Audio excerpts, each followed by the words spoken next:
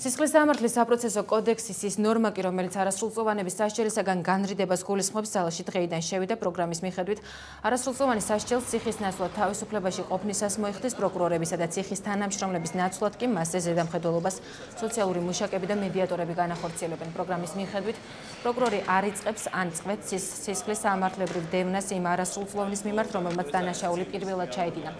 ეს დანაშაული არის ნაკლებად მძიმე კატეგორიის და არასრულწლოვანს განრიდების პროგრამაში არ მიუღია მონაწილეობა. განრიდების შანსი არასრულწლოვანს მხოლოდ ერთხელ ეძლევა.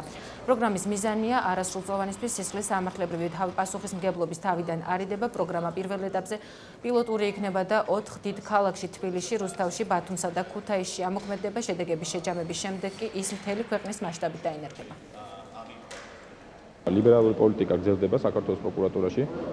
დღეს ამოქმედდა უკვე განრიდების ახალი პროგრამა, რომლითაც ნაკლებად მძიმე დანაშაულის ჩადენის შემთხვევაში, ასევე პირველად ნასამართლობის შემთხვევაში მოხდება არასრულწლოვანის განრიდება სისხლის სამართლის პასუხისმგებლობისგან. ეს ნიშნავს იმას, რომ მას არ იქნება არავითარი ნასამართლობა, არ იქნება პირობითი მსჯავრი, უბრალოდ იგი საკუთარ თავზე იქნება ვალდებული აიღოს გარკვეული სამოქალაქო პასუხისმგებლობები და მოვალეობები დაზარალებულის წინაშე. როდესაც პროკურორი განიხილავს საქმეს და გადაწყვეტს ამ არასრულწლოვანის განრიდებას, ის საქმეს გადაამისამართებს სოციალურ მუშაკთან, რომელიც ხვდება არასრულწლოვანს და მის მშობლებს და ატარებს ამ არასრულწლოვანის ბიოფსიქოსოციალურ შეფასებას.